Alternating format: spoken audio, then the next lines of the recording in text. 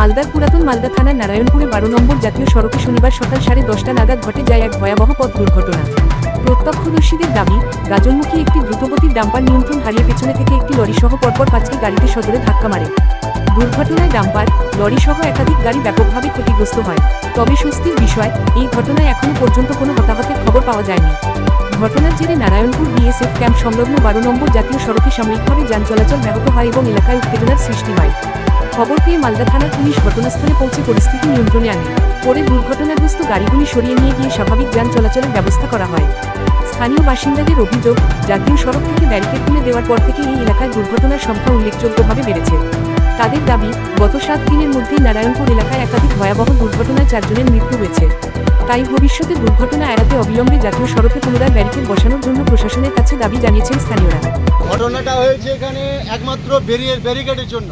আচ্ছা, এই ব্যারিকেড উঠিয়ে দেওয়াতে দুর্ঘটনা দিনের পর দিন বাড়তেই চলেছে। কিছুদিন আগে একটা বাইপাসে হয়েছে, তার আগে একটা মিশন রোড হয়েছে। আজকে এখানে যেভাবে ঘটনাটা ঘটেছে একমাত্র ব্যারিকেডের জন্য। যদি ব্যারিকেডটা দেওয়া থাকে, সাধারণ লোকের জন্য সেফটি থাকবে। ব্যারিকেড থাকলে কি হবে? ব্যারিকেড থাকলে গাড়ি ঘোড়া অন্তত স্লো হবে। যেহেতু এখানে স্টপেজ রয়েছে, মানুষ যাতায়াত করে, রোড ক্রসিং করতেই থাকে এনি টাইম। ব্যারিকেড থাকলে কি হবে? গাড়িগুলো স্লো হবে, মানুষগুলো সচেতনভাবে এপার থেকে ওপার হতে পারবে। তো ব্যারিকেড দেওয়াটা অত্যন্ত জরুরি। আর ব্যারিকেড না থাকার কারণে দুর্ঘটনাটা বেশি ঘটছে। কটা গাড়ি দুর্ঘটনা আজকে? এখানে ছিল আপনার পিছনে বাস দাঁড়িয়ে ছিল, সামনে বাস দাঁড়িয়ে ছিল, তারপরে একটা লরি দাঁড়িয়ে ছিল। তার পিছনে 3টে 4 চাকা মারুতি ভ্যান ছিল।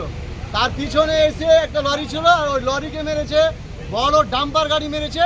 ওই ডাম্পার গাড়ি মেরে সব দিকে সাটিয়ে দিয়েছে। তাহলে টোটাল 5টা গাড়ি? টোটাল 5টা গাড়ি, 5খানা গাড়ি। হ্যাঁ, ব্যারিকেডের জন্য দুর্ঘটনাটা বেশি ঘটছে। কোথায় হয়েছে? এটা হচ্ছে আমাদের BSF camp Narayanpur Malda. Police এসছে?